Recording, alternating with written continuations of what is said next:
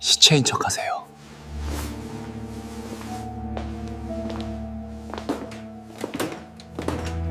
안대를 한 낯선 남자가 정서희 병원장을 차가운 시체 카트 위에 눕히고는 조용히 속삭였어요. 그리고는 누워있는 그녀의 몸 위로 하얀 천을 덮었습니다. 영안실 특유의 소독약 냄새와 죽음의 냉기가 두 사람을 감싸 안았죠.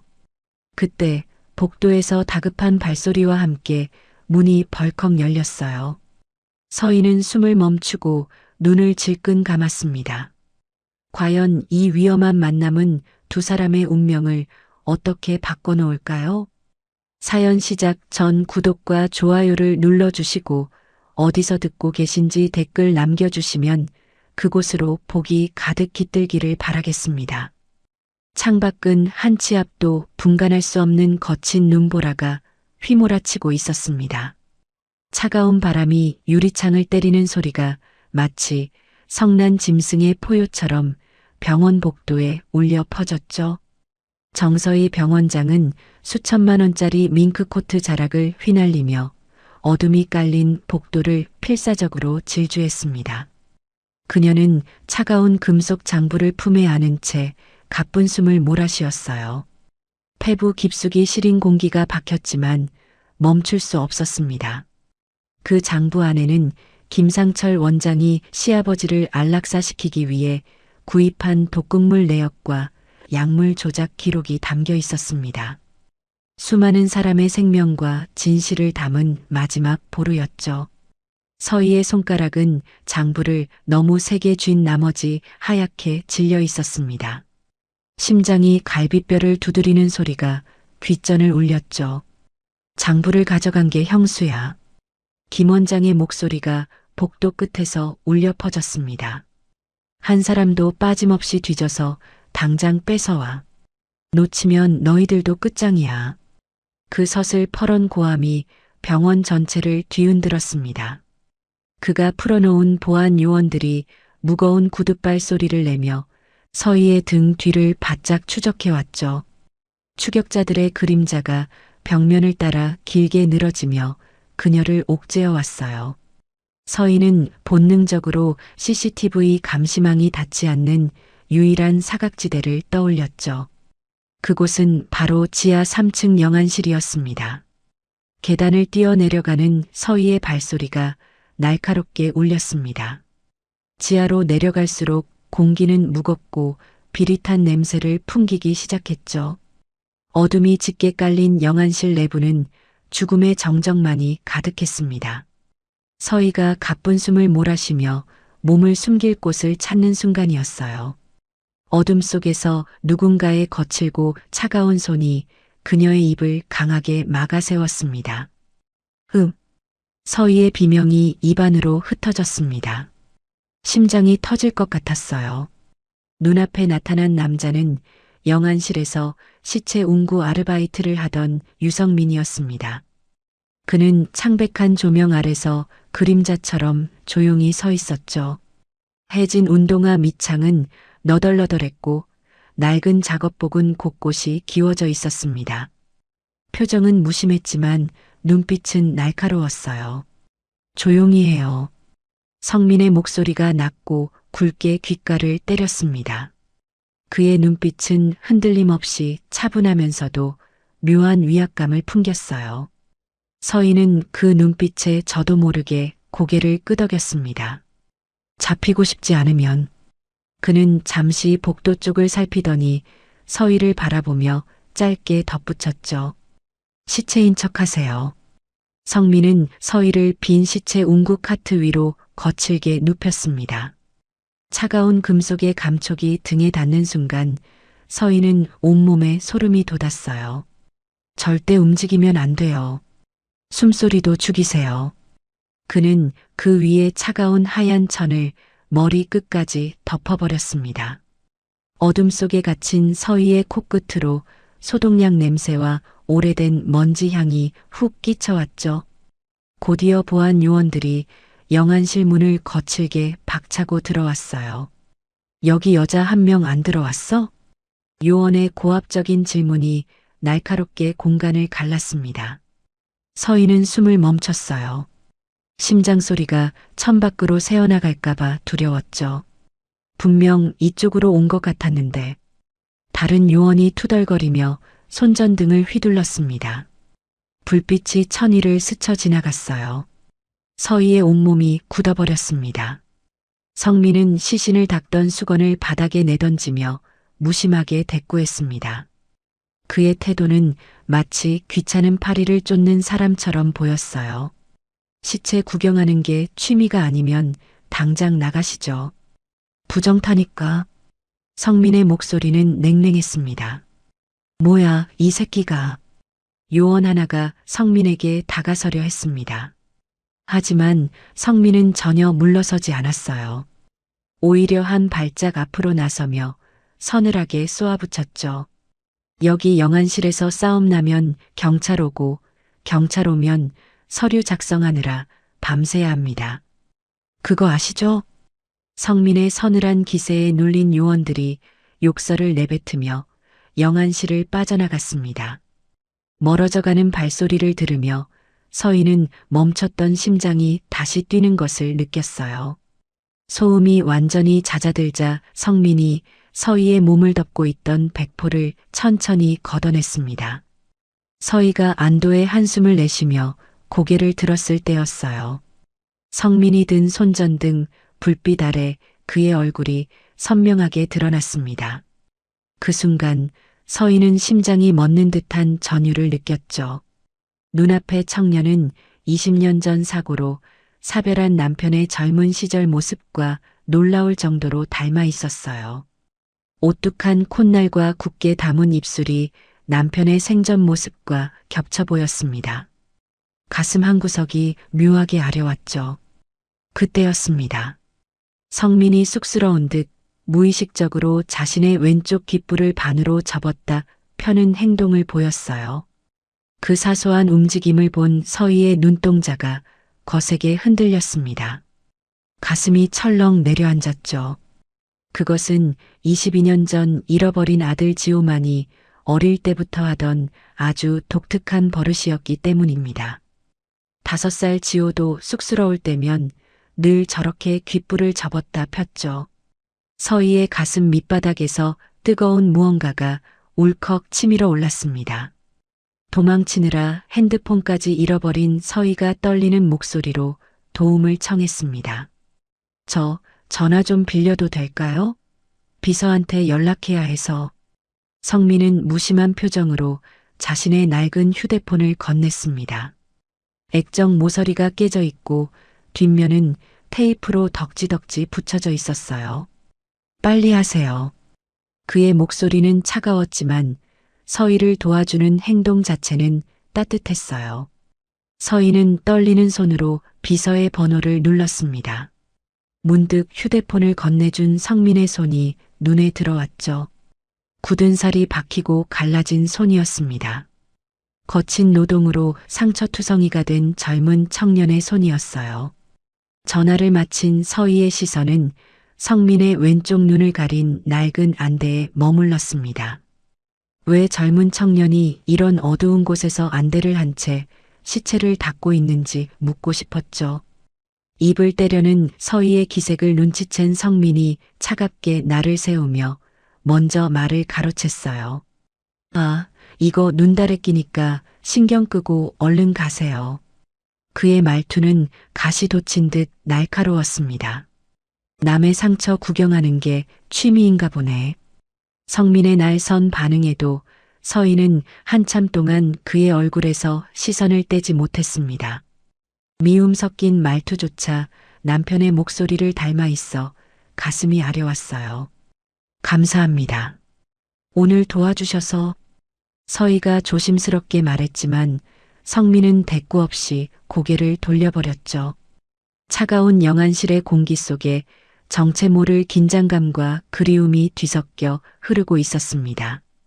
서희는 몸을 돌려 영안실을 나서면서도 자꾸만 뒤를 돌아보았어요. 이 청년이 누구인지, 왜 자신의 아들과 같은 버릇을 가졌는지 반드시 알아내야겠다고 다짐했죠.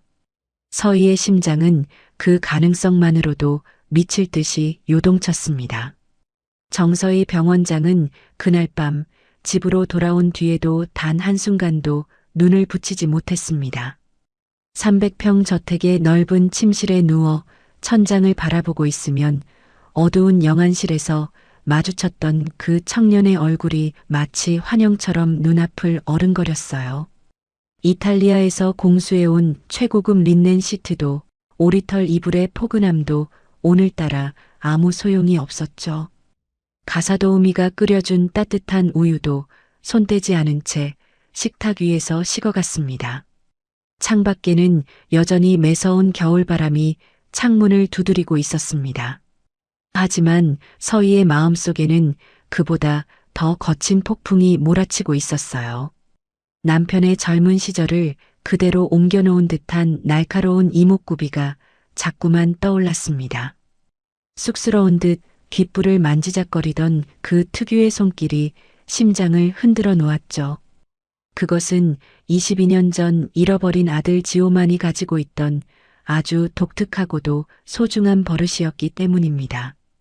서희는 침대에서 몸을 뒤척이며 새벽이 오기만을 기다렸어요.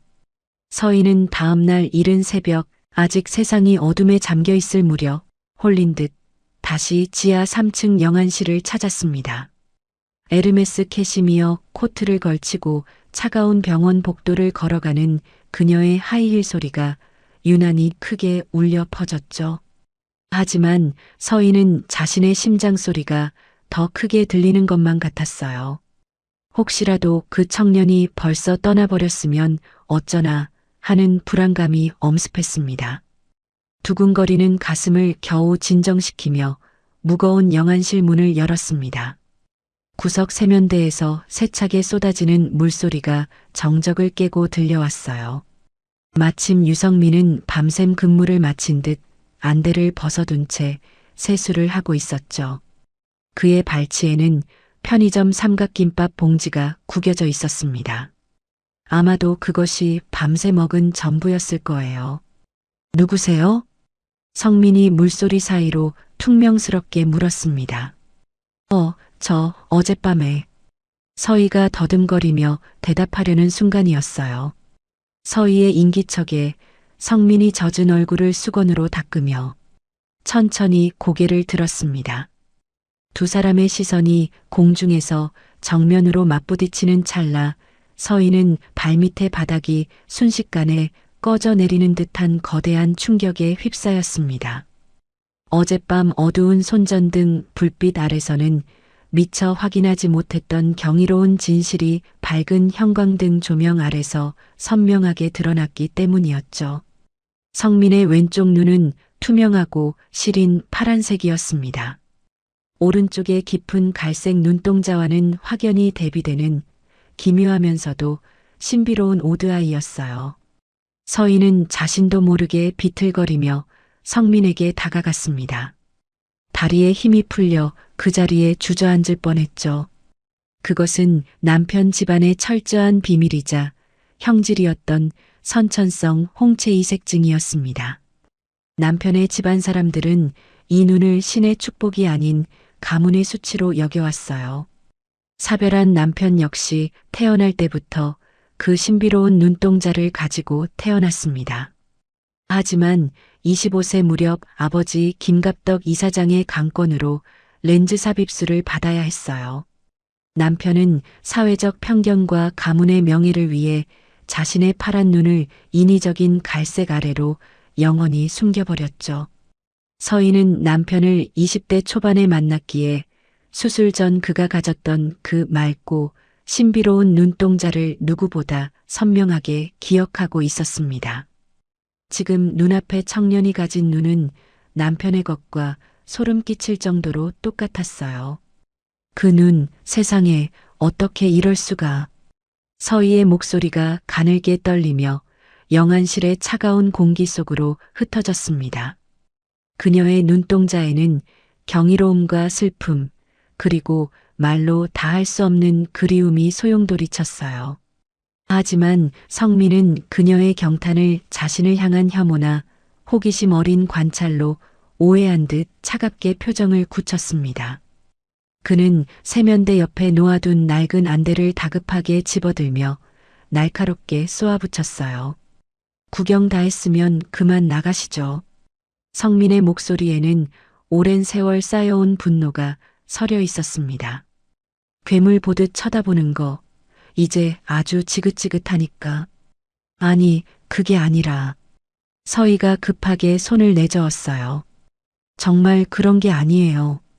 그냥 너무 아름다운 눈이라서. 아름답다고요? 성민이 비웃듯 코웃음을 쳤습니다. 평생 괴물 소리만 듣다가 처음 듣는 말이네요.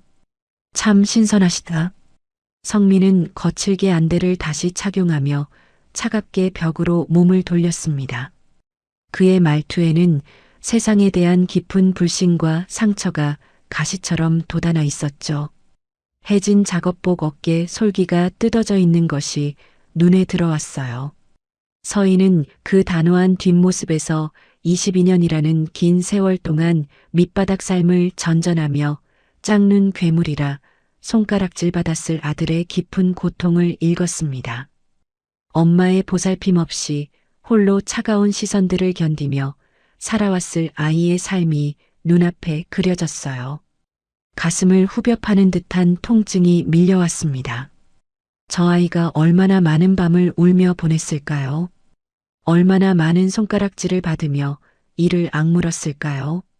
당장이라도 달려가 그를 껴안고 미안하다고, 내가 내 엄마라고 소리치고 싶었죠. 저 성민 씨. 서희가 떨리는 목소리로 불렀습니다. 뭐요? 성민은 돌아보지도 않았어요. 내일도 올게요. 기다려줘요. 성민은 대답하지 않았습니다. 하지만 서희는 그것만으로도 충분했어요. 아직은 모든 것이 조심스러웠어요. 무엇보다 성민이 겪게 될 혼란을 감당할 준비가 필요했습니다. 섣불리 말했다가 오히려 그 아이를 더 멀리 밀어낼 수도 있었죠. 서희는 떨리는 손을 꽉 쥐며 영안실을 나섰지만 그녀의 마음은 이미 그 청년의 곁에 머물고 있었어요. 복도를 걸어 나오는 서희의 눈에서 뜨거운 눈물이 흘러내렸습니다. 수억 원짜리 다이아몬드 귀걸이도 명품으로 치장한 화려한 외모도 이 순간만큼은 아무런 의미가 없었어요. 그녀는 그저 22년 만에 아들을 찾은 한 어머니일 뿐이었습니다. 정서희 병원장은 그날 이후 매일같이 정성스럽게 싼 도시락을 들고 지하 3층 영안실을 찾았습니다. 새벽 5시에 일어나 직접 쌀을 씻고 밥을 지었어요. 300평 저택의 최신식 주방에서 가사도우미 대신 서희가 직접 요리를 했죠. 차가운 콘크리트 바닥 위에서 오직 죽은 자들만 마주하며 살아온 아들에게 따뜻한 밥 한 끼라도 먹이고 싶은 간절한 마음뿐이었습니다. 보온 용기에 담긴 밥에서는 모락모락 김이 피어올랐어요. 된장국과 나물 반찬, 잡채와 불고기까지 정성껏 준비했습니다. 반찬 하나하나에 엄마의 마음을 담았죠. 그것은 22년이라는 긴 세월 동안 챙겨주지 못한 엄마의 뒤늦은 참회이자 사랑이었습니다. 서희는 에르메스 버킨백 대신 투박한 보온 도시락 가방을 들고 영안실 계단을 내려갔어요.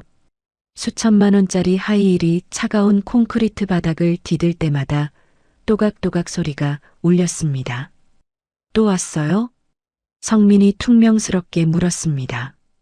밥 가져왔어요. 오늘은 된장찌개예요. 유성민은 처음에는 경계하며 밀어냈어요. 왜 자꾸 오는 거예요? 뭐가 목적이에요? 목적 같은 거 없어요. 그냥 밥 잘 챙겨 먹길 바랄 뿐이에요. 성민은 의심스러운 눈으로 서희를 바라봤습니다. 하지만 비린내 나는 병원 구내식당 밥 대신 건네지는 따뜻한 온기에 조금씩 마음의 빗장을 풀기 시작했어요. 무뚝뚝한 표정으로 도시락을 받아들었지만 숟가락을 놀리는 그의 손놀림은 어딘가 모르게 허겁지겁하는 기색이 역력했죠. 밥알 하나 남기지 않고 깨끗이 비워내는 모습에서 그동안 얼마나 제대로 된 밥을 못 먹었는지 짐작할 수 있었습니다. 서희는 그가 밥을 먹는 모습을 가만히 지켜보며 남몰래 눈시울을 붉혔습니다. 불고기를 개눈 감추듯 먹어치우는 모습이 어린 시절 지호와 똑같았어요. 5살 지호도 불고기를 유난히 좋아했거든요. 맛이 좀 어떠니 하고 묻고 싶었지만 혹여나 자신의 목소리가 떨려 정체가 탈로 날까봐 그저 조용히 물을 건네줄 뿐이었습니다. 근데요, 밥을 먹던 성민이 문득 물었어요. 병 원장님이 왜 저한테 이러는 거예요? 솔직히 이해가 안 돼요. 그냥 아들 같아서요. 서희가 나지막이 대답했습니다. 거짓말은 아니었죠. 아들이요? 성민이 피식 웃었어요. 병 원장님 아들이면 저 같은 데서 일 안 하겠죠. 좋은 데서 좋은 거 먹고 좋은 옷 입고 살겠죠. 그 말에 서희의 가슴이 칼로 베이는 것 같았습니다. 그러던 어느 날 서희가 영안실에 들어섰을 때 성민이 거친 숨을 몰아쉬며 피 묻은 손을 움켜쥐고 있었어요. 무거운 시체 카트를 옮기다 날카로운 금속 모서리에 손을 크게 다친 것이었죠. 붉은 선혈이 차가운 바닥으로 뚝뚝 떨어지는 광경을 보는 순간 서희의 심장은 그대로 멎어버리는 것만 같았습니다. 성민 씨, 손이 이게 뭐예요? 서희는 들고 있던 도시락 가방을 내팽개치고 한달음에 달려갔어요. 수백만 원짜리 도시락 가방이 바닥에 나뒹굴었지만 신경 쓸 겨를이 없었습니다. 괜찮아요. 이 정도쯤이야. 괜찮긴 뭐가 괜찮아요? 피가 이렇게 많이 나는데. 서희는 떨리는 손으로 구급상자를 가져와 성민의 상처를 직접 닦아내기 시작했습니다. 소독약을 적신 솜이 상처에 닿자 성민이 미간을 찌푸렸어요. 하지만 아프다는 말은 하지 않았죠. 아픔을 참는 것에 익숙한 사람 같았습니다. 하얀 거즈가 붉게 물들 때마다 서희의 눈시울도 함께 붉어졌어요. 이것은 단순히 환자를 치료하는 의사의 손길이 아니었습니다. 22년 전 놀이공원에서 아들의 손을 놓쳤던 못난 엄마의 뒤늦은 속죄였죠. 성민의 손은 얼음장처럼 차가웠어요. 거친 일을 해온 탓에 굳은 살이 박혀 있었습니다. 손등에는 크고 작은 흉터가 가득했죠. 어린 시절 그렇게나 부드럽고 따뜻했던 작은 손이 이제는 고통과 고단함으로 얼룩진 남자의 손이 되어 있었어요. 괜찮습니다. 이런 건 일도 아니에요. 성민이 무심하게 손을 빼려 했습니다. 저 같은 놈은 평생 이렇게 구르며 사는 게 일상이에요. 하지만 서희의 눈물이 그의 손등 위로 툭 하고 떨어졌어요. 처음 느껴보는 타인의 진심 어린 눈물에 성민은 그대로 멈칫했습니다. 난생 처음 느껴보는 따뜻함이었죠. 왜 우시는 거예요? 성민이 당황한 목소리로 물었어요. 아무것도 아니에요. 서희가 고개를 숙인 채 대답했습니다. 차마 진짜 이유는 말할 수 없었죠. 서희의 오열 섞인 정성에 성민은 난생 처음 엄마라는 이름의 온기를 느꼈어요. 그리고 가슴 깊이 묻어두었던 처절한 과거를 하나둘 꺼내놓기 시작했습니다. 저는 부모님 얼굴도 모른 채 보육원을 전전하며 살았어요. 성민의 목소리는 담담했습니다. 사람들은 이 눈을 볼 때마다 짝눈 괴물이라며 침을 뱉었죠. 서희는 아무 말도 할 수 없었어요. 그저 그의 손을 꼭 잡고 있을 뿐이었습니다. 살던 원룸은 벽지가 곳곳이 찢어져 있었고 겨울이면 보일러가 안 돌아가서 이불이랑 패딩을 다 덮고 잤어요. 곰팡이 냄새가 너무 심해서 숨쉬기도 힘들었죠. 성민이 쓴웃음을 지었습니다. 여름에는 더워서 못 자고 겨울에는 추워서 못 자고 그래도 죽지 않고 살아남았네요.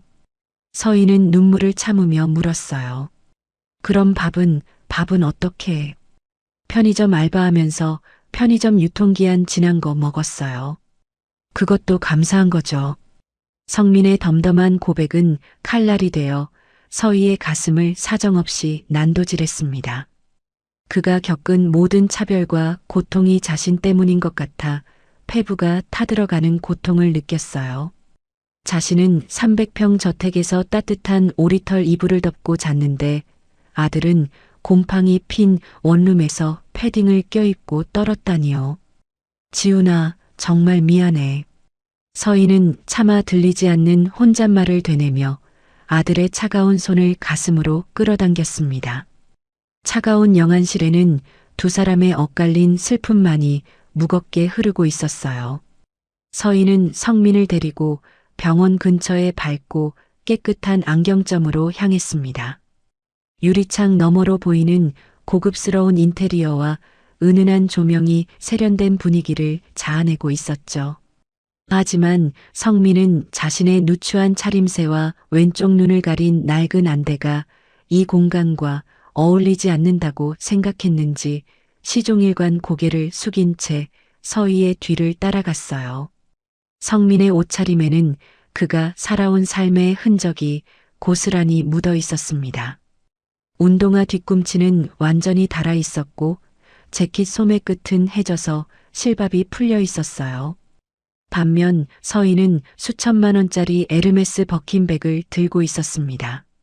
손목에는 다이아몬드가 박힌 까르띠에 시계가 은은하게 빛나고 있었죠. 두 사람이 나란히 서 있는 모습은 마치 서로 다른 세계에서 온 사람들 같았어요. 서희는 그런 성민의 어깨를 조용히 다독이며 안경점 안으로 이끌었습니다. 어서 오세요. 어떤 제품을 찾으시나요? 안경점 직원의 밝은 인사가 울려 퍼졌습니다. 직원은 서희의 명품 가방과 고급스러운 차림새를 보더니 자연스럽게 VIP 고객을 대하듯 정중하게 안내했어요. 하지만 그 시선이 성민의 낡은 옷차림으로 향하자 살짝 의아한 표정을 지었죠.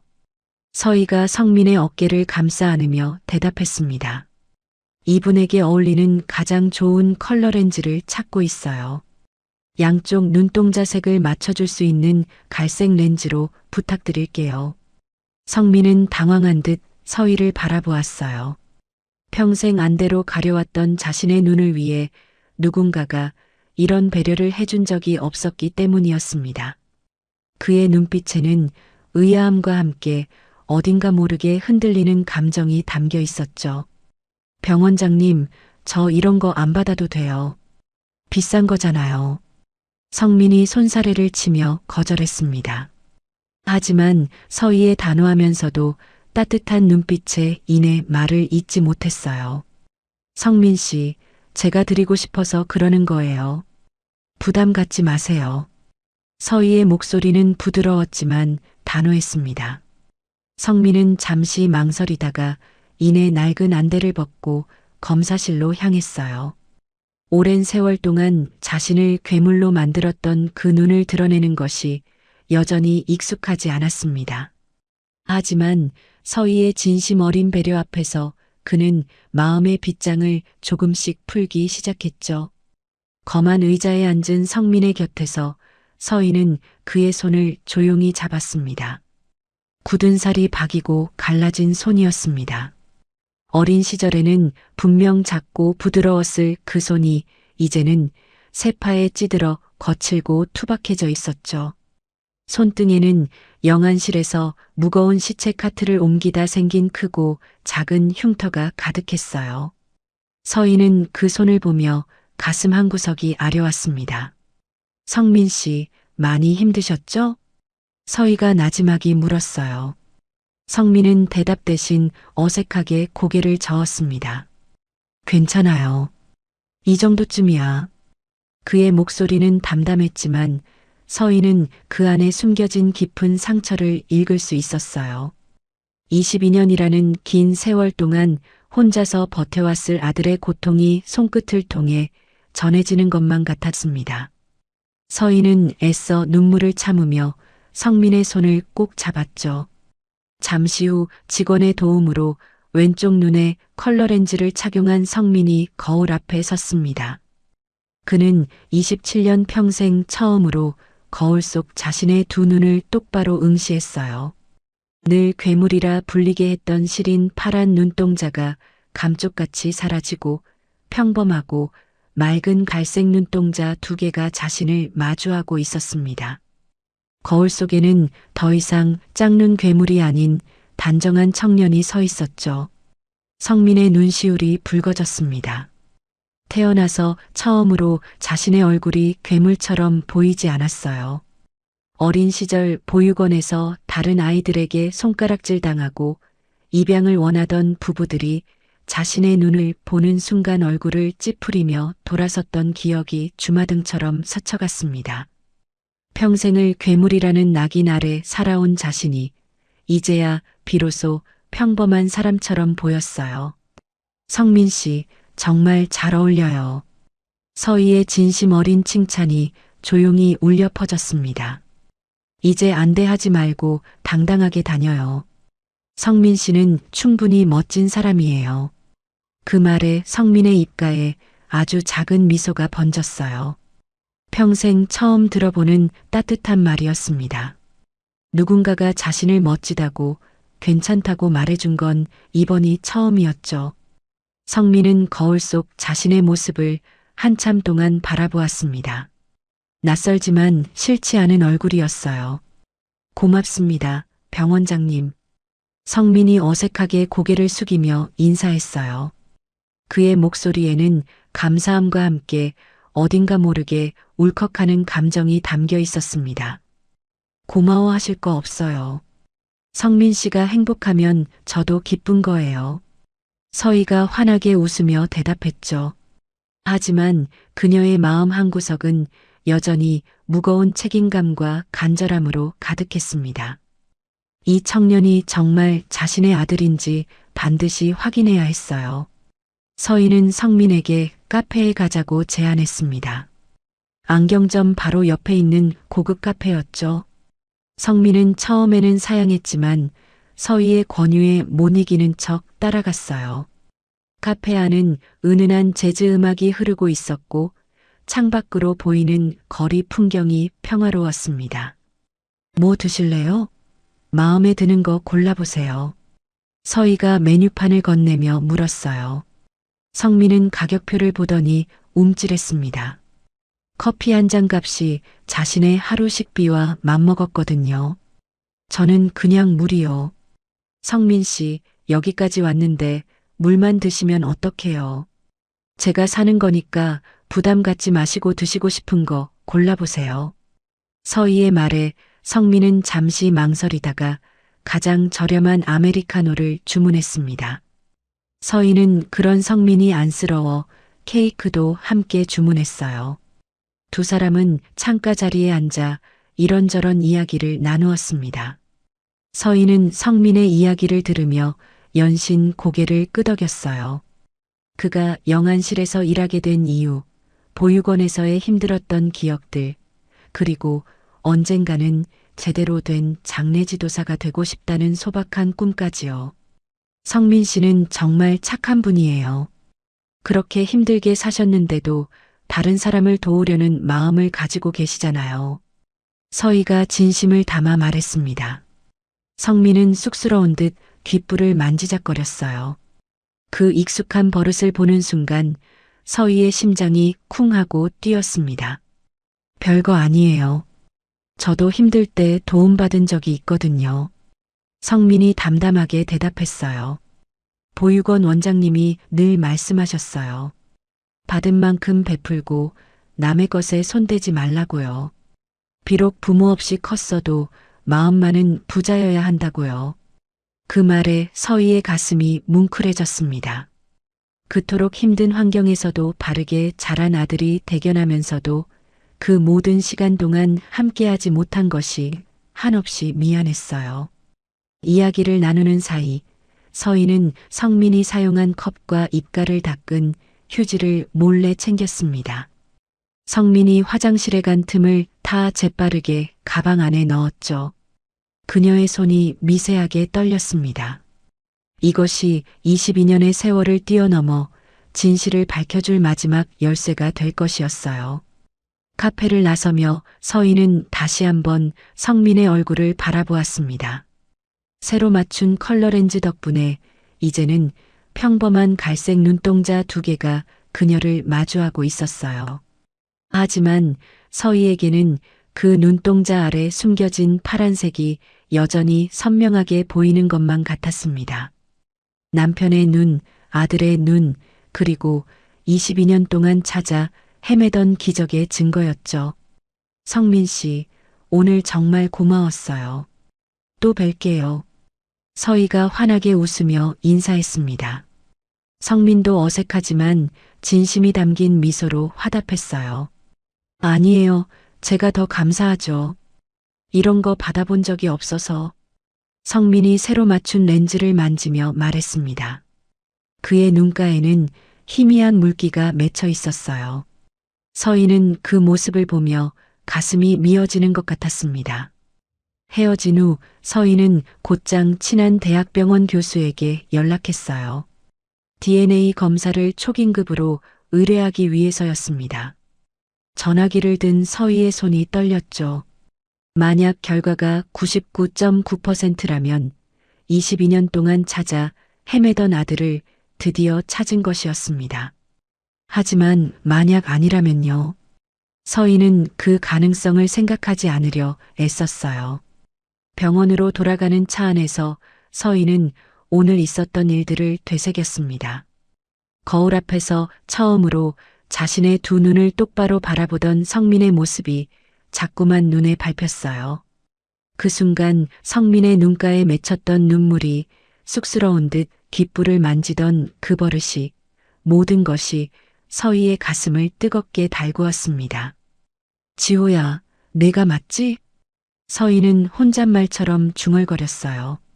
창밖으로 스쳐 지나가는 풍경이 눈물에 젖어 흐릿하게 번졌습니다.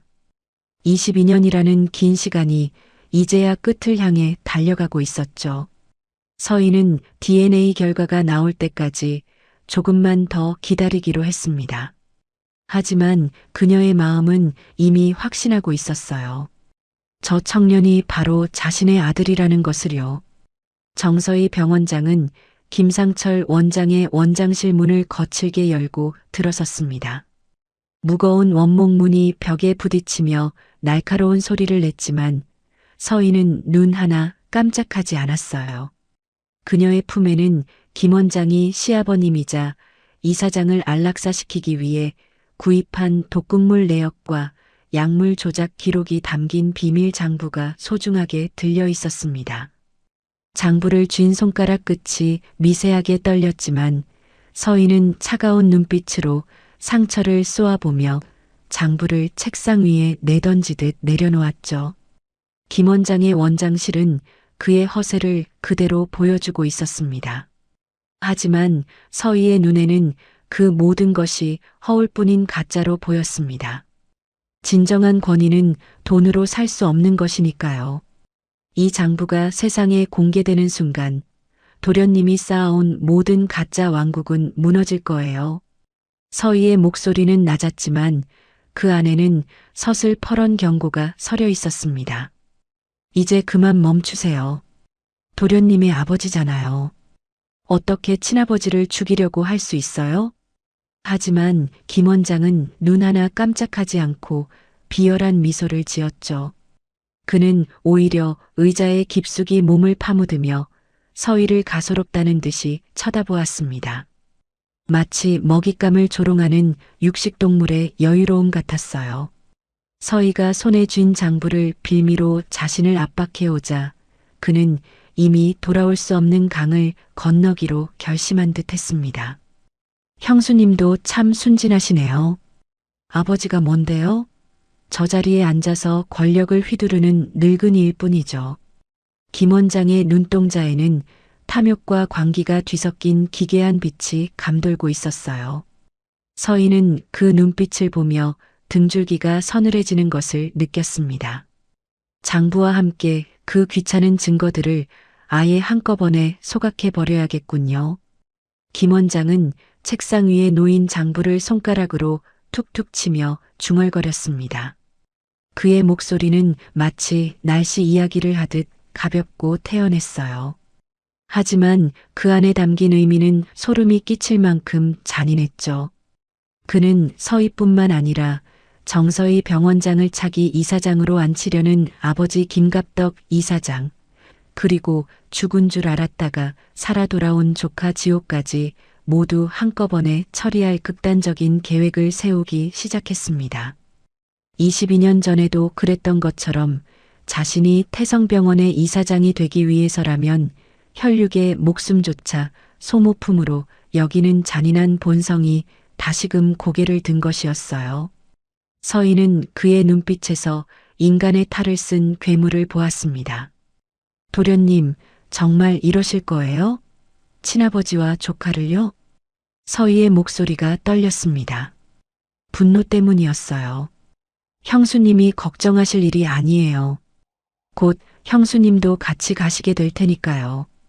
김 원장의 대답에 서희는 더 이상 대화가 무의미하다는 것을 깨달았습니다. 그녀는 장부를 다시 품에 안고 원장실을 빠져나왔어요. 심장이 터질 것처럼 뛰었지만 서희는 이를 악물고 지하 3층 영안실로 향했습니다.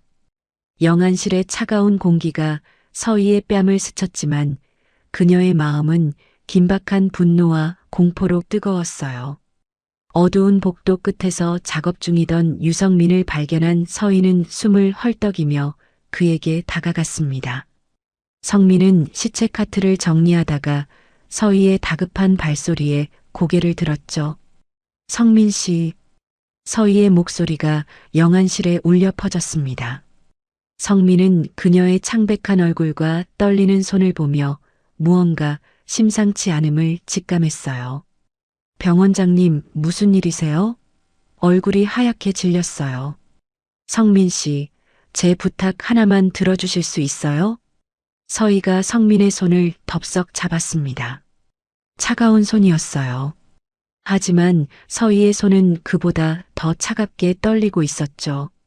이사장님을 이곳에서 탈출시켜야 해요. 김 원장이 오늘 밤 일을 저지를 거예요.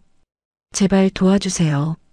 서희의 절박한 요청에 성민은 무거운 눈빛으로 고개를 끄덕였습니다. 그는 비록 낮은 곳에서 시체를 닦으며 살아왔지만 누구보다 정의로운 심성을 가진 청년이었어요. 성민은 병원의 가장 어둡고 깊은 곳에서 일하며 일반인들은 결코 알지 못하는 은밀한 경로를 누구보다 잘 알고 있었습니다. 병원장님, 제가 길을 알아요. 영안실 지하 통로로 빠지면 운구차 전용 출구가 있어요. 거기로 나가면 아무도 모르게 빠져나갈 수 있어요. 성민의 목소리는 담담했지만 단호했습니다. 죽음의 냄새가 진동하는 지하 세계가 그의 유일한 영토였으니까요. 그는 이곳의 모든 구석구석을 손바닥 보듯 알고 있었어요. 성민은 영안실 지하 통로와 운구차만이 다닐 수 있는 특수 경로를 이용해 이사장을 빼낼 치밀한 탈출 작전을 설계했습니다. 지도는 머릿속에 완벽하게 그려져 있었고 폐쇄된 구역의 열쇠 뭉치가 그의 허리춤에서 짤랑거렸어요. 여기서 나가면 병원 뒷마당 주차장이에요. 거기서 앰뷸런스를 타고 빠지면 돼요. 성민이 손가락으로 허공의 경로를 그리며 설명했습니다. 감사해요, 성민 씨. 정말 고마워요. 서희가 진심을 담아 말했어요. 성민은 어색하게 고개를 저었습니다. 고마워하실 거 없어요. 당연히 해야 할 일인데요. 하지만 이 모든 움직임은 이미 김 원장의 손바닥 아니었어요. 김 원장은 병원 전체를 감시하는 CCTV를 통해 서희와 성민의 일거수일투족을 조용히 지켜보고 있었습니다. 원장실의 대형 모니터에는 영안실에서 머리를 맞대고 있는 두 사람의 모습이 선명하게 잡혀 있었죠. 쥐새끼들이 빠져나갈 구멍 하나는 남겨둬야지. 그래야 한꺼번에 뭉개버릴 수 있을 테니까. 김 원장은 모니터 너머로 비웃음을 흘리며 비서에게 지시를 내렸습니다. 그의 손가락이 리모컨을 가볍게 두드렸어요. 마치 체스판 위에 말을 움직이듯 태연한 모습이었습니다. 뒷마당 출구 그 커브 구간에 트럭 배치해 앰뷸런스가 나오는 순간 들이받아 비서가 고개를 숙이며 대답했습니다. 알겠습니다, 원장님. 김 원장은 성민이 설계한 탈출로의 끝, 시야가 확보되지 않는 급 커브 구간에 대형 덤프트럭을 배치했죠. 어두운 밤 쏟아지는 빗줄기 속에서 모든 진실과 생명을 짓밟아버릴 준비를 마친 것이었습니다. 장부와 지호, 그리고 아버지인 이사장까지 앰뷸런스째로 짓눌러버리려는 김 원장의 잔인한 돈리가 폭발하기 직전이었어요. 폭풍전야 같은 긴장감이 병원 전체를 감쌌습니다. 창밖에서는 거센 빗줄기가 유리창을 때리기 시작했어요. 마치 하늘도 이 비극을 예감하고 울부짖는 것만 같았죠. 서희와 성민은 VIP 병동에서 의식이 희미한 이사장을 휠체어에 태웠습니다. 78세 노인의 몸은 너무나 가벼웠어요. 한때 태성병원을 호령하던 거인이 이제는 이렇게 작고 약해져 있었죠.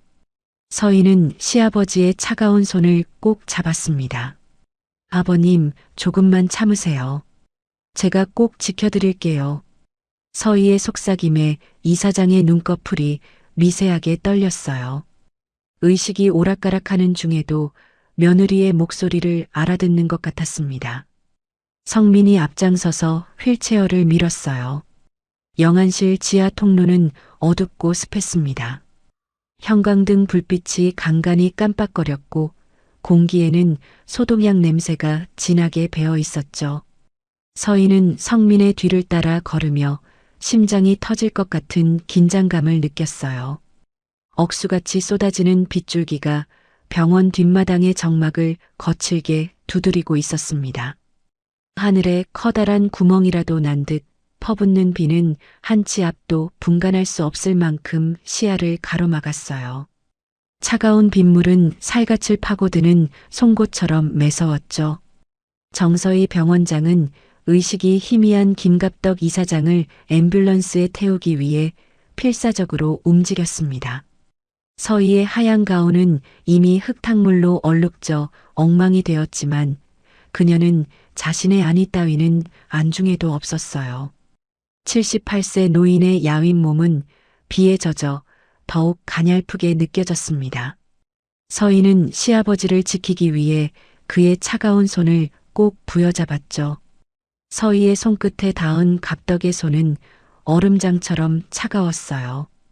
어린 시절 자신을 따뜻하게 안아주었던 시아버지의 든든한 손이 이제는 작고 약해져 있었습니다. 손등에는 세월의 흔적인 노인성 반점이 가득했고 한때 병원을 호령하던 거인의 손이라고는 믿기 어려울 만큼 가늘어져 있었죠. 서희는 그 가느다란 손가락 마디마디를 정성스럽게 감싸주며 속으로 몇 번이고 간절하게 기도했어요. 빗물이 두 사람의 손 위로 쏟아졌지만 서희는 아랑곳하지 않았습니다. 아버님, 조금만 버텨주세요. 제가 꼭 지켜드릴게요. 서희의 속삭임에 이사장의 눈꺼풀이 미세하게 떨렸습니다. 의식이 오락가락하는 중에도 며느리의 목소리를 알아듣는 것 같았어요. 모든 것이 계획대로 흘러가는 듯 보였던 그 순간이었습니다. 운전석 문을 잡고 있던 유성민의 몸이 갑자기 딱딱하게 굳었어요. 성민은 빗줄기 너머 코너 길목에 매복해 있는 대형 트럭의 서늘한 전조등 불빛을 발견했습니다. 어둠 속에서 번뜩이는 그 빛은 단순한 조명이 아니었어요. 먹잇감을 노리는 굶주린 짐승의 안광처럼 느껴졌죠. 성민은 오랜 세월 길바닥에서 거칠게 살아오며 익힌 본능으로 평소와 다른 살기를 예민하게 읽어냈습니다. 저 트럭의 목적은 단순히 길을 막는 것이 아니었어요. 이 차 안에 탄 사람들을 통째로 으스러뜨리려는 잔인한 의도였습니다. 등줄기를 타고 서늘한 전율이 흘렀지만 성민은 이를 악물었죠. 성민은 다급하게 서희의 어깨를 밀치며 소리쳤습니다. 병원장님, 이사장님 모시고 당장 저 뒤에 있는 경호원 차량으로 옮겨 타세요. 어서요. 서희가 당황하여 이유를 묻기도 전에 성민의 손길은 거칠면서도 정확하게 그녀와 이사장을 이끌었어요. 서희는 성민의 흔들리는 눈빛 속에서 숨길 수 없는 비장함을 보았습니다. 그가 자신들을 대신해 위험을 짊어지려 한다는 사실을 깨달았죠. 성민 씨, 안 돼요. 같이 가요. 서희가 다급하게 외쳤습니다. 하지만 성민은 고개를 저었어요. 시간 없어요. 어서 가세요.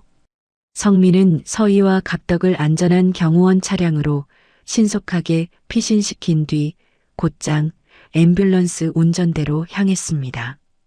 자신은 적들을 유인하기 위해 이사장 대신 빈 들것이 놓인 앰뷸런스의 운전대를 잡은 것이었어요. 차가운 시트의 감촉이 온몸에 전해졌지만 성민의 가슴은 그 어느 때보다 뜨겁게 달아올랐습니다.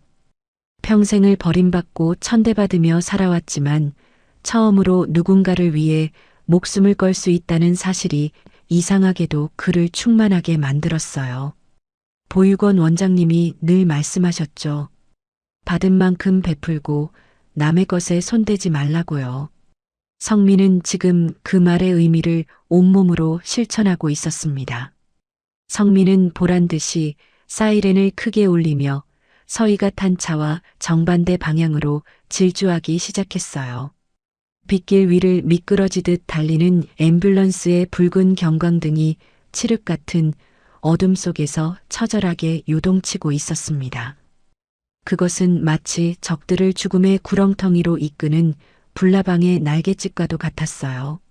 성민은 백미러로 트럭이 자신을 쫓아오는 것을 확인했습니다. 계획대로였어요. 트럭은 경호원 차량이 아닌 앰뷸런스를 쫓고 있었죠. 성민의 입가에 쓴웃음이 번졌습니다. 그래, 나만 쫓아와. 병원장님은 건드리지 마. 성민은 핸들을 꺾으며 속도를 높였어요. 빗물이 앞유리를 사정없이 때렸지만 그는 눈을 부릅뜨고 전방을 주시했습니다. 한편 멀어져가는 앰뷸런스의 뒷모습을 보며 서희는 가슴을 쥐어짜듯 울부짖었어요. 제발 무사해야 해, 지호야. 방금 전 자신을 밀쳐내던 그 청년의 손길이 22년 전 놀이공원에서 놓쳤던 아들의 감촉과 겹쳐 보였습니다. 서희의 심장은 난도질 당하는 기분이었어요.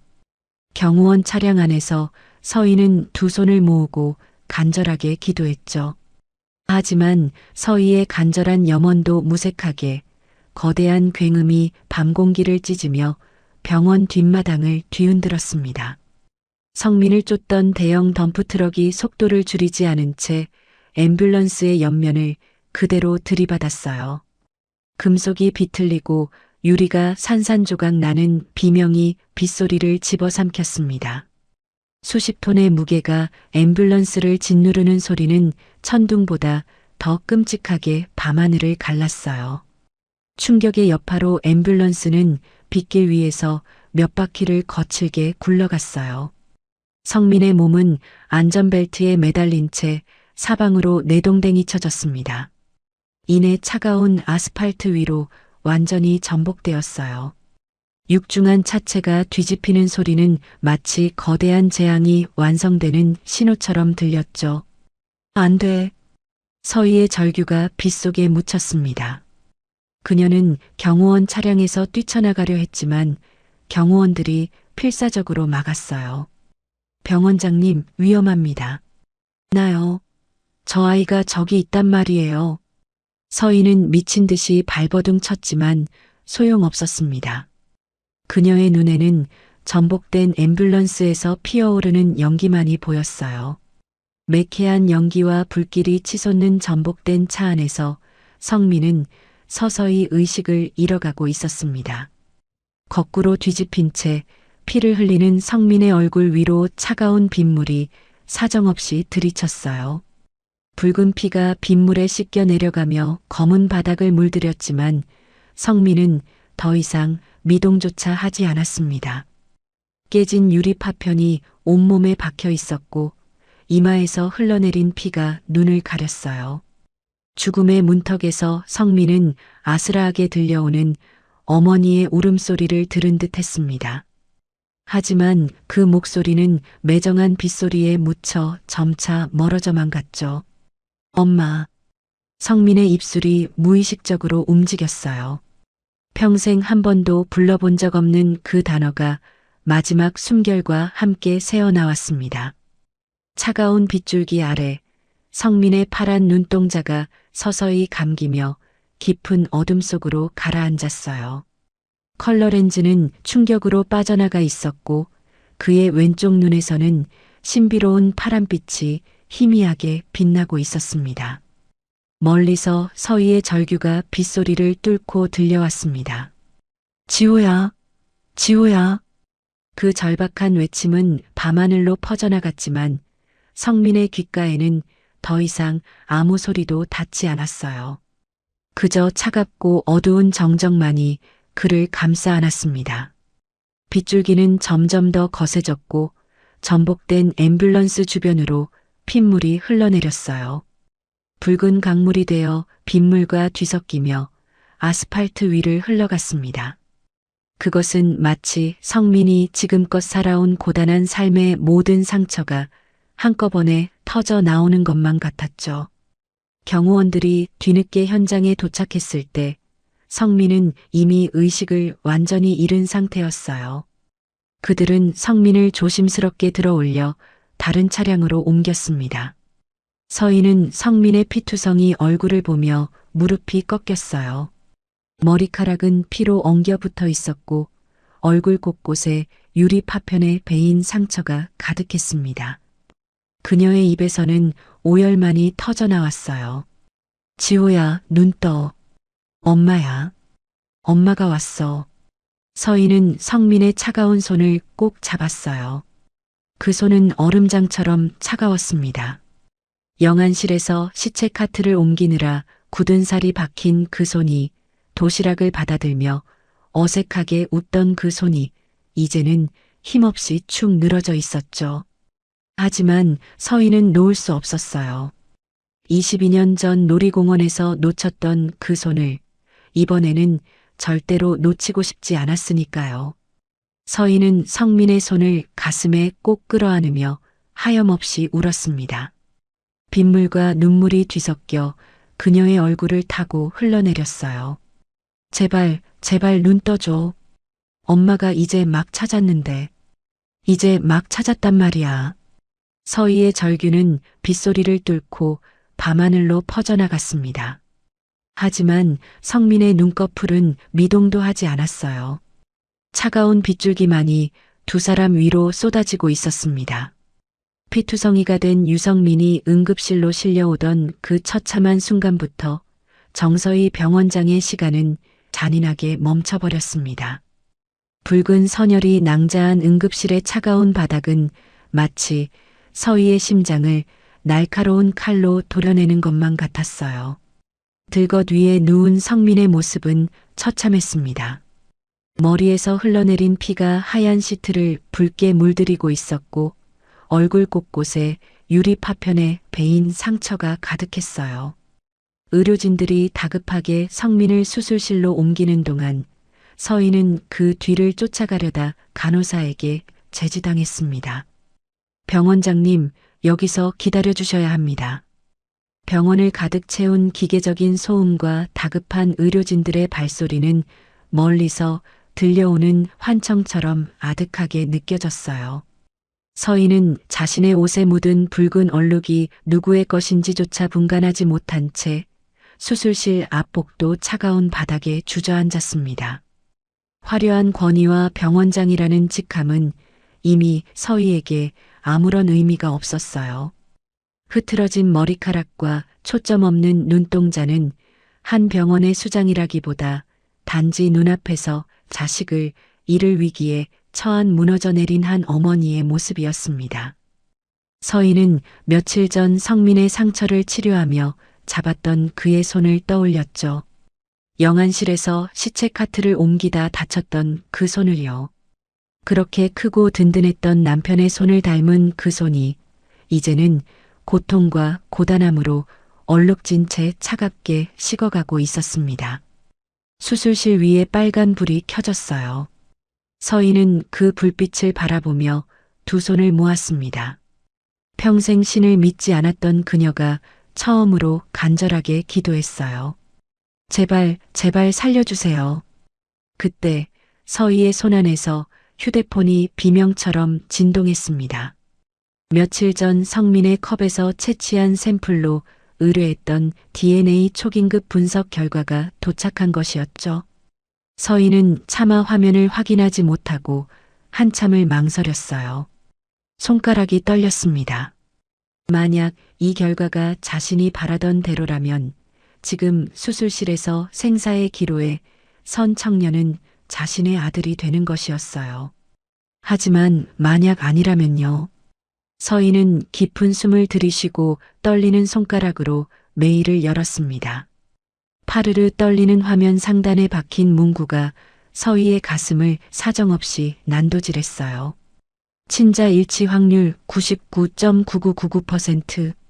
서희는 소리 없는 비명을 지르며 입을 막았습니다. 꿈에도 그리던 지호였어요. 22년 전 놀이공원의 인파 속에서 놓쳤던 그 작고 따뜻한 손의 주인이 지하 3층 차가운 영안실에서 시체를 닦으며 밑바닥 삶을 견뎌온 그 청년이었습니다. 서희의 눈에서 뜨거운 눈물이 쏟아져 내렸어요.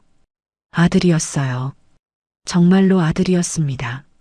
서희는 휴대폰을 꼭 쥔 채 바닥에 무릎을 꿇었어요. 22년이라는 세월이 주마등처럼 스쳐갔습니다. 놀이공원에서 잃어버린 그날부터 매일 밤 악몽에 시달렸던 나날들, 전국 방방곡곡을 뒤지며 아들을 찾아 헤매던 시간들, 그리고 결국 포기하지 못한 채 가슴에 묻어두었던 그 모든 슬픔이 한꺼번에 터져 나왔어요. 하지만 기쁨은 순식간에 날카로운 칼날이 되어 돌아왔어요. 아들이 겪었을 그 모진 세월과 차별이 자신의 무능함 때문인 것 같아 폐부가 타들어가는 고통을 느꼈습니다. 보육원을 전전하며 짝눈 괴물이라 손가락질 당했던 아이 겨울에 보일러도 안 돌아가는 곰팡이 핀 방에서 이불을 여러 개 덮고 잤던 아이 새벽 편의점에서 아르바이트를 하고 영안실에서 시체를 닦으며 하루하루를 버텨온 아이 그 모든 고통을 엄마 없이 혼자 견뎌야 했던 아이였어요. 그런데 그 아이가 지금 자신을 지키려다 죽어가고 있었습니다. 그리고 22년 만에 기적처럼 만난 아들을 자신의 계획을 위해 미끼로 삼고 다시 사지로 몰아넣었다는 참담한 죄책감이 그녀의 영혼을 짓눌렀습니다. 서희는 굳게 닫힌 수술실 문을 손톱이 하얗게 질리도록 부여잡고 울부짖었어요. 지호야, 엄마가 여기 있어. 엄마가 미안해. 서희의 목소리는 젖은 낙엽처럼 가늘게 떨렸습니다. 엄마가 너를 못 알아보고 또다시 사지로 보냈어. 제발 엄마 두고 가지 마. 제발 한 번만 눈을 떠줘, 지호야. 서희의 절규가 정적만이 감돌던 병원 복도를 날카롭게 가로질렀어요.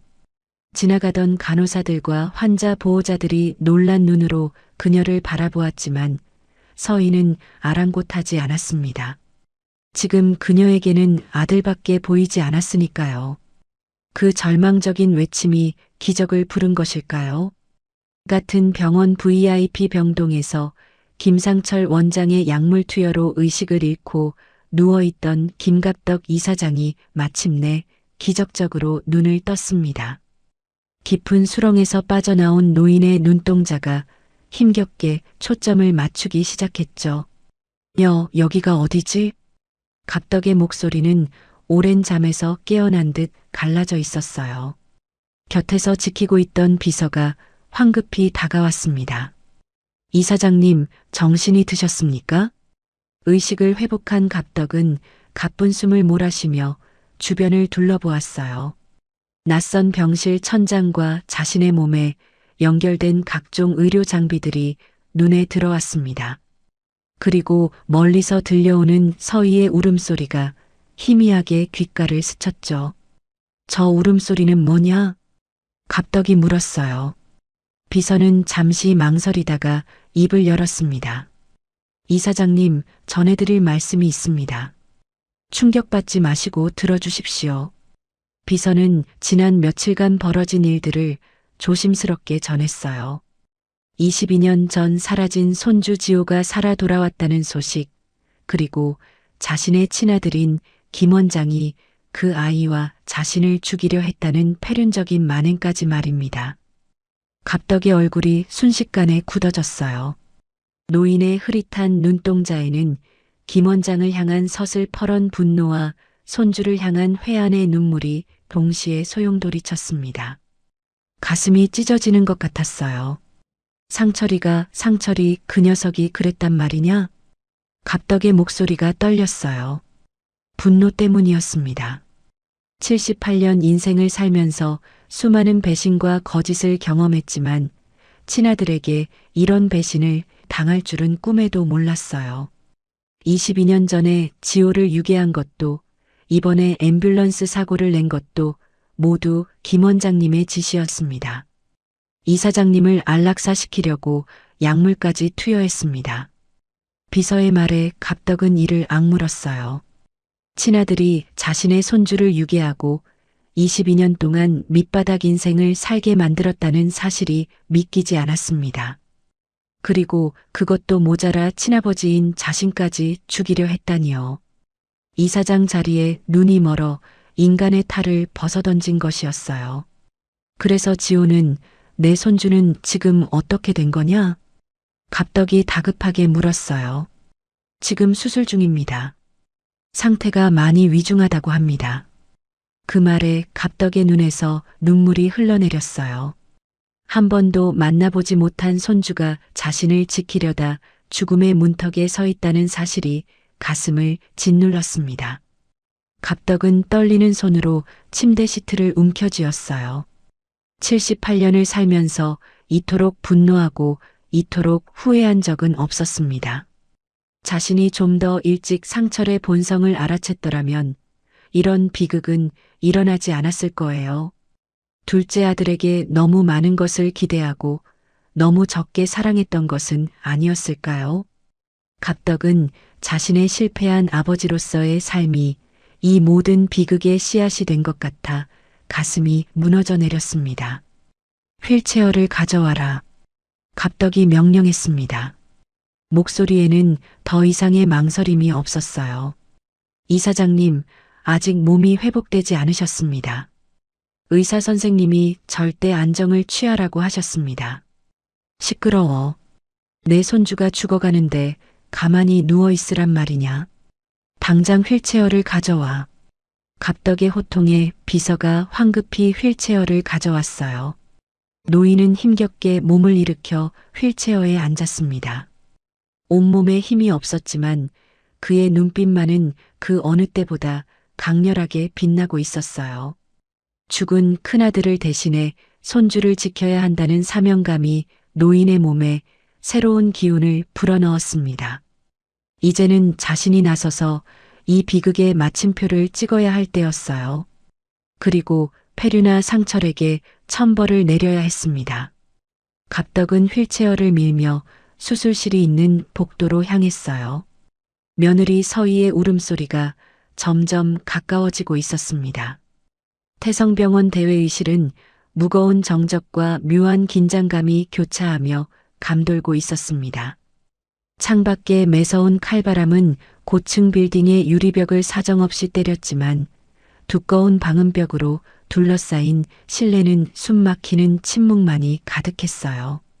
김 원장은 회의실 구석에 놓인 커다란 전신 거울 앞에 서서 흐트러진 넥타이를 천천히 고쳐맸습니다.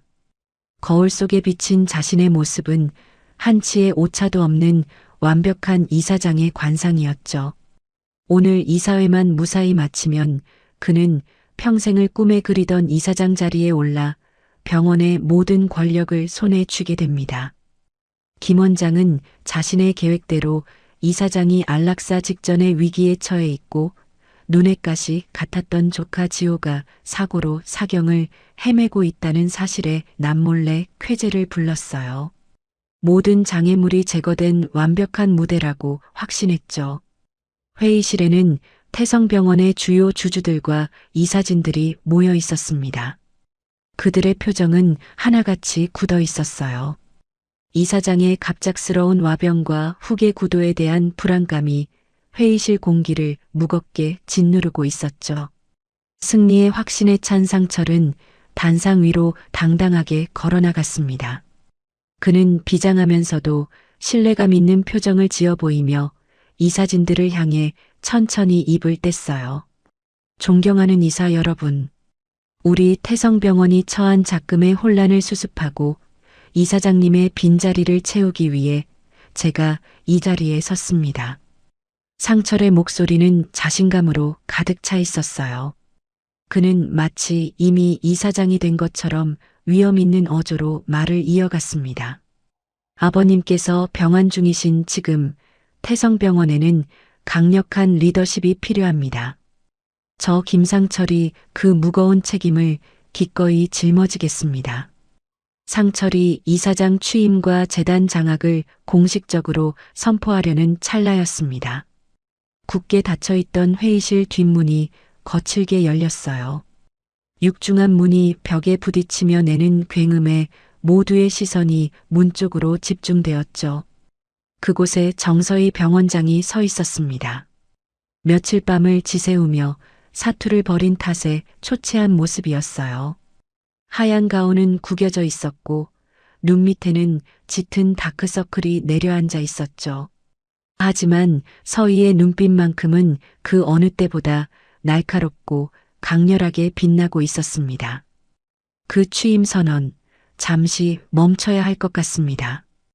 김상철 원장님, 서희의 목소리가 회의실에 울려 퍼졌어요. 차갑고 단호한 목소리였습니다. 상철의 얼굴에 순간적으로 당혹감이 스쳤지만 그는 곧 여유로운 미소를 지어 보였어요. 형수님, 지금 무슨 짓을 하시는 겁니까? 여기는 이사회 자리입니다. 알고 있어요. 그래서 왔죠. 서희는 단상으로 한 걸음씩 걸어나가며 품 안에서 낡은 장부 하나를 꺼내 들었습니다. 그것은 목숨을 걸고 지켜냈던 김 원장의 비밀 장부였어요. 앰뷸런스 사고 직전 품에 꼭 안고 있었던 바로 그 장부였죠. 상철의 눈이 그 장부를 보는 순간 크게 떠졌습니다.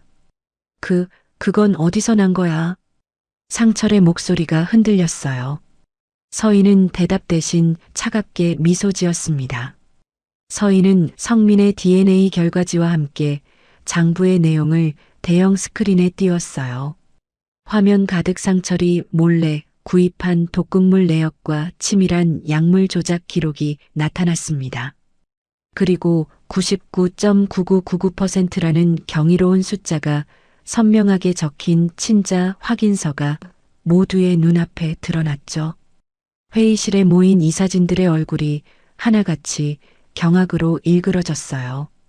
이게 바로 당신이 감추려 했던 추악한 진실입니다. 서희의 목소리가 회의실을 꿰뚫었어요. 자신의 아버지를 안락사시키려 하고 형의 아들을 22년 동안이나 밑바닥으로 내몰았던 당신의 잔인한 범죄 기록이죠. 장내는 순식간에 웅성거림과 경악으로 뒤덮인 아수라장이 되었습니다. 이사진들이 서로 얼굴을 마주보며 수군거렸어요. 22년 전 유괴라고요? 이사장님을 안락사시키려 했다니.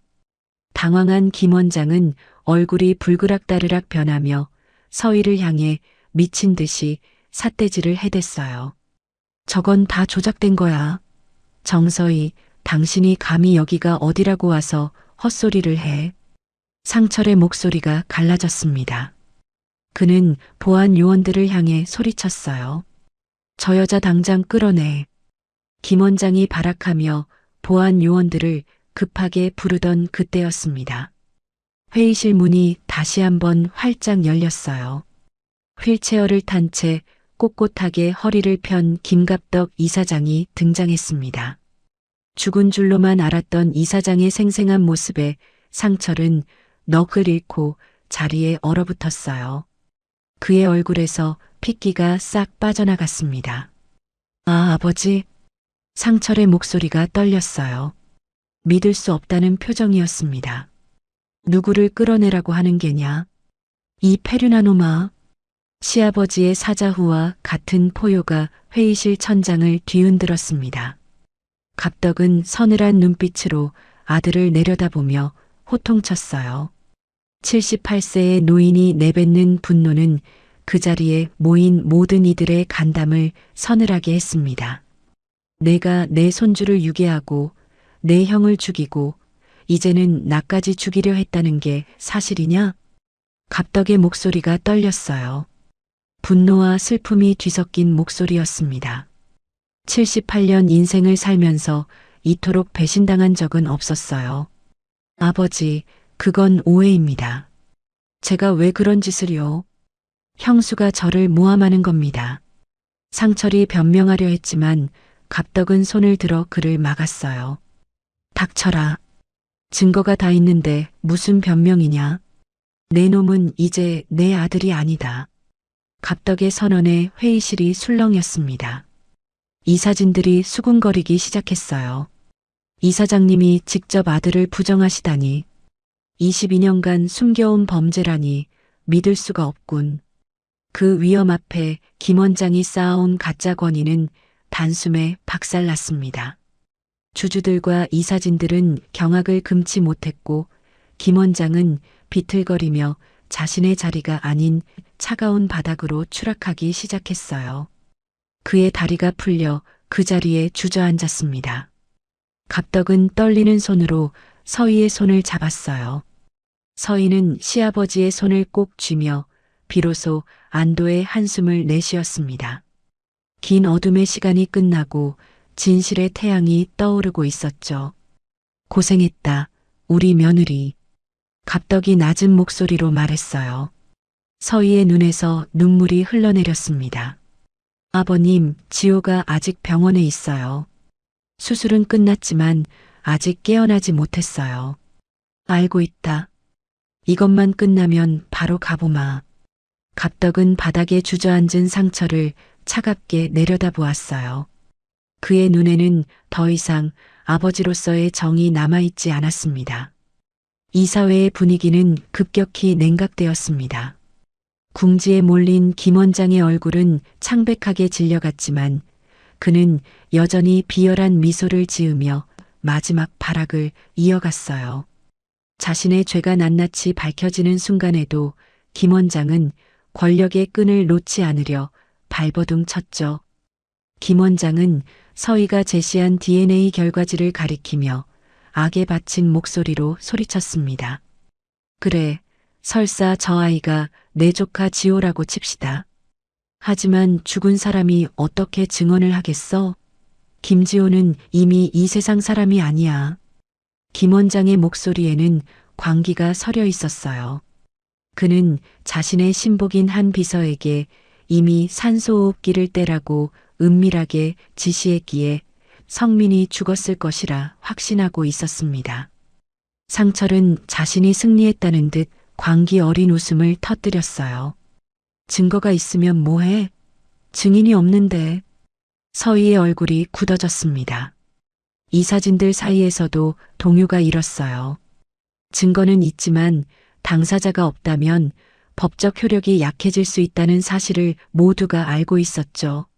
하지만 그 웃음은 채 몇 초도 지나지 않아 비명처럼 멎어버렸습니다. 회의실의 육중한 문이 다시 한번 활짝 열리며 한 남자가 휠체어를 밀고 들어왔기 때문이에요. 휠체어에는 머리에 하얀 붕대를 감은 유성민이 창백하지만 단호한 표정으로 앉아 있었습니다. 얼굴 곳곳에 아직 아물지 않은 상처가 있었지만 그의 눈빛은 그 어느 때보다 강렬하게 빛나고 있었어요. 지호, 죽음의 문턱을 넘어 돌아온 아들의 생생한 모습에 서희의 눈시울이 붉게 달아올랐습니다. 그녀는 달려가 성민의 손을 잡았어요. 차갑지만 분명히 살아있는 손이었죠. 그리고 그 뒤를 묵묵히 따르는 사람은 상철의 가장 충직한 신복이었던 비서 한상철이었습니다. 상철은 자신의 눈을 믿을 수 없다는 듯 뒷걸음질 쳤어요. 그의 얼굴이 핏기를 잃고 하얗게 질렸습니다. 한비서, 자네가 어떻게 해? 분명 처리했다고 보고하지 않았나? 상철의 비겁한 절규가 회의실을 울렸지만 비서는 아무런 대꾸도 하지 않았습니다. 그는 상철의 명령을 따르는 기계가 아니라 양심을 가진 인간으로서 이 자리에 섰거든요. 비서는 품 안에서 낡은 녹음기 하나를 꺼내 회의실 중앙 책상 위에 올려두었어요. 그 안에는 22년 전 지호를 유괴하라는 상철의 지시부터 이번 앰뷸런스 사고 직후 성민을 죽이라는 은밀한 명령까지 모두 담겨 있었습니다. 비서의 손이 미세하게 떨렸어요. 그는 22년이라는 긴 시간 동안 가슴속에 묻어두었던 무거운 돌덩이를 이제야 내려놓는 듯한 표정을 지었습니다. 22년 전 놀이공원에서 어린 지호를 유괴했을 때도, 그리고 어제 병실에서도 참아 죽이라는 명령을 따를 수 없었습니다.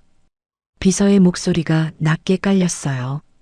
그의 눈에 눈물이 고였습니다.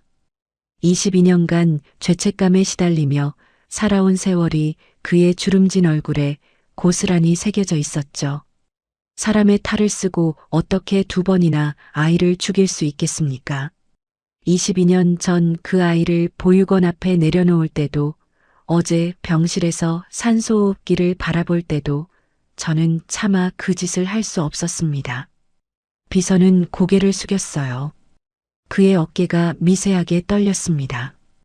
22년 동안 매일 밤 악몽에 시달렸습니다. 놀이공원에서 엄마를 찾으며 울던 그 아이의 얼굴이 눈에 밟혀 잠을 이룰 수 없었어요. 이제라도 용서를 구하고 싶습니다. 한 비서의 참에 섞인 증언과 결정적인 녹취록이 공개되자 회의실은 거대한 분노에 휩싸였습니다. 22년 전 형의 아들을 유괴하고 인생을 송두리째 앗아간 것도 모자라 다시 나타난 조카의 목숨까지 끊으려 했던 상철의 만행에 이 사진들은 경악을 금치 못했어요. 이건 살인미수야. 22년간 어린아이를 지옥에 내몰았다니. 이 사진들의 분노가 회의실을 가득 채웠습니다. 상철은 사면 초가에 몰린 쥐처럼 두리번거렸지만 더 이상 그를 편들어줄 사람은 아무도 없었어요.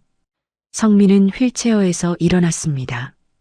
다리가 휘청거렸지만 그는 이를 악물고 한 걸음씩 상철 앞으로 다가갔어요. 비틀거리는 걸음이었지만 그 눈빛만은 흔들림이 없었습니다. 성민은 자신의 왼쪽 눈을 가렸던 안대를 천천히 벗었어요. 그리고 그것을 상철의 발 앞에 던졌습니다. 선명하게 드러난 파란색 오드아이가 상철의 비겁한 얼굴을 정면으로 쏘아보았어요. 그것은 가문의 수치가 아니었습니다. 모든 진실을 꿰뚫어보는 정의의 눈빛이었죠. 22년 동안 이 눈 때문에 괴물 취급당하며 살았어요. 성민의 목소리가 낮게 울렸습니다. 보육원에서 짝눈 괴물이라고 손가락질 당할 때도, 겨울에 얼어 죽을 것 같은 방에서 혼자 떨고 있을 때도, 영안실에서 시체를 닦으며 하루하루를 버틸 때도 나는 왜 이렇게 태어났을까 원망했어요. 성민의 목소리가 떨렸지만 그는 말을 멈추지 않았어요. 하지만 이제 알았어요. 이 눈이 괴물의 눈이 아니라 당신의 죄를 증명하는 증거였다는 거요. 상철은 그 눈동자에서 뿜어져 나오는 서슬퍼런 진실의 위압감에 눌려 그 자리에 힘없이 주저앉았습니다. 더 이상 발악할 힘조차 남아있지 않았어요. 곧이어 미리 대기하고 있던 경찰들이 회의실로 들이닥쳤습니다. 그들은 김 원장의 손목에 차가운 수갑을 채웠어요. 금속의 차가운 감촉이 피부에 닿는 순간 상철이 쌓아 올린 가짜 왕국은 모래성처럼 허물어졌습니다. 이건 음모야. 다 조작이라고. 김 원장은 비참하게 끌려나가면서도 끝내 잘못을 뉘우치지 못한 채 악담을 퍼부었어요. 하지만 그 소리는 닫히는 회의실 문 너머로 점차 사라져갔습니다. 진실이 승리하는 순간이었죠.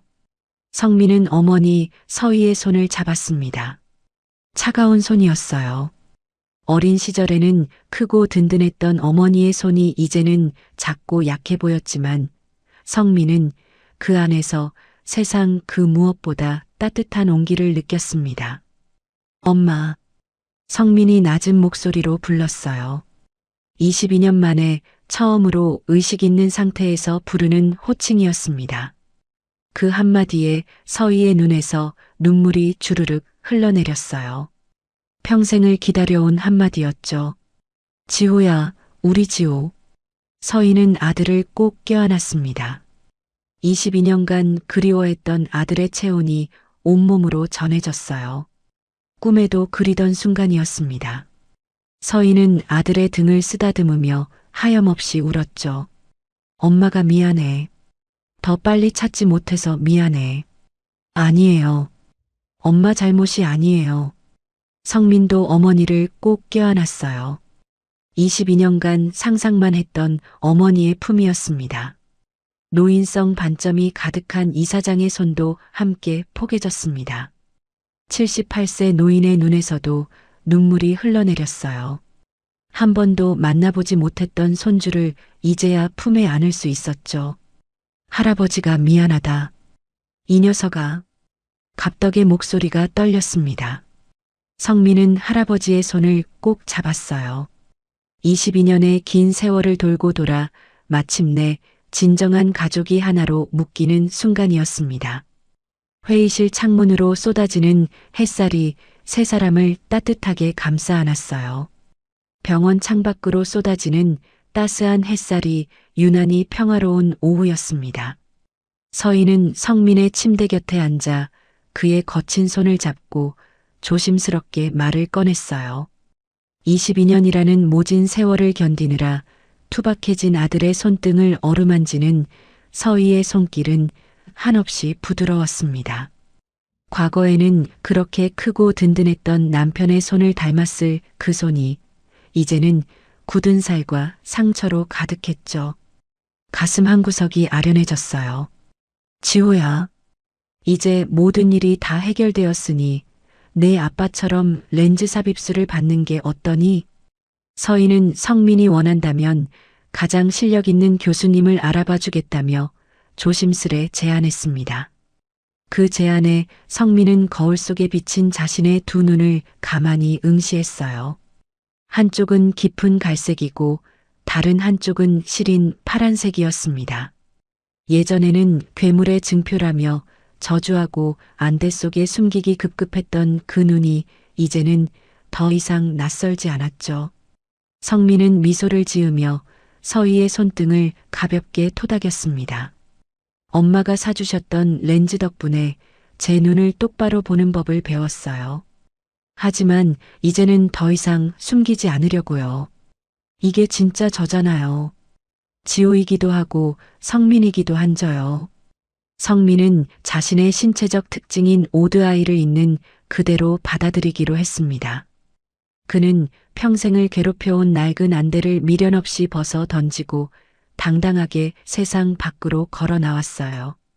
퇴원 후 성민은 국가공인 장례지도사 시험을 준비하기 시작했습니다.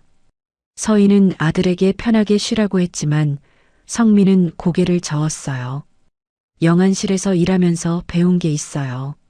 죽음 앞에서는 모두가 평등하다는 거요. 저도 이제 제대로 된 자격을 갖추고 싶어요. 성민은 매일 새벽 5시에 일어나 공부했습니다. 영안실에서 시체를 닦으며 익힌 실무 경험은 있었지만 이론 공부는 처음이었어요. 장례 문화, 위생관리, 유족 상담까지 배워야 할 것이 산더미였죠. 두꺼운 교재를 펼칠 때마다 모르는 용어가 쏟아졌지만 성민은 포기하지 않았어요. 예전에는 새벽 편의점에서 아르바이트를 하며 하루하루를 버텼지만 이제는 그 시간에 책을 읽었습니다. 밤늦게까지 책상 앞에 앉아 있는 아들을 보며 서희는 가슴이 뭉클했어요. 22년간 혼자 버텨온 아이가 이제는 자신의 꿈을 향해 나아가고 있었으니까요. 서희는 매일 밤 따뜻한 우유와 간식을 가져다 주었습니다. 그리고 조용히 아들의 곁에 앉아 함께 시간을 보냈어요. 한 달 뒤 성민은 국가공인 장례지도사 시험에 당당히 합격했습니다. 그는 할아버지 김갑덕 이사장이 사회공헌을 위해 설립해준 무연고 노인 존엄 장례지원센터에서 정식 장례지도사로서의 첫 업무를 시작했습니다. 차가운 영안실에서 죽음을 외면하며 밑바닥 삶을 살았던 과거와 달리 이제는 연고 없는 이들의 마지막 길을 가장 따뜻하게 배웅하는 숭고한 삶을 선택한 것이었죠. 어느덧 퇴근 시간이 지나고 성민은 서희가 기다리는 집으로 향했습니다. 현관문을 열자마자 고소한 참기름 냄새와 뜨끈한 국물 향기가 온 집안에 가득했어요. 식탁 위에는 서희가 22년 만에 정성을 다해 차려낸 따뜻한 미역국이 김을 모락모락 내뿜고 있었습니다. 서희는 아들의 그릇에 미역과 고기를 듬뿍 얹어주며 눈시울을 붉혔어요. 성민은 숟가락을 들기 전 쑥스러운 듯 무의식적으로 자신의 귓불을 반으로 접었다 펴는 버릇을 보였습니다. 22년 전 잃어버렸던 그 아이의 독특한 버릇이 서희의 눈앞에서 그대로 재현되었어요. 엄마, 근데 미역국이 좀 짜요. 성민의 짓궂은 농담에 서희는 참았던 웃음을 환하게 터뜨렸습니다. 긴 세월의 공백과 고통은 그 웃음소리 하나에 눈 녹듯 사라졌어요. 두 사람은 나란히 앉아 마주 웃으며 식사를 마쳤습니다. 그리고 노을이 예쁘게 지는 정원을 함께 산책하며 진정한 가족의 시간을 보냈어요. 22년간 헤어져 있던 모자가 마침내 하나가 된 순간이었습니다. 그들 앞에는 이제 따뜻한 내일이 기다리고 있었죠. 세상 어떤 세월도 자식을 향한 부모의 마음은 지우지 못합니다. 여러분의 사랑도 분명 여러분의 소중한 사람들에게 닿아 있을 거예요.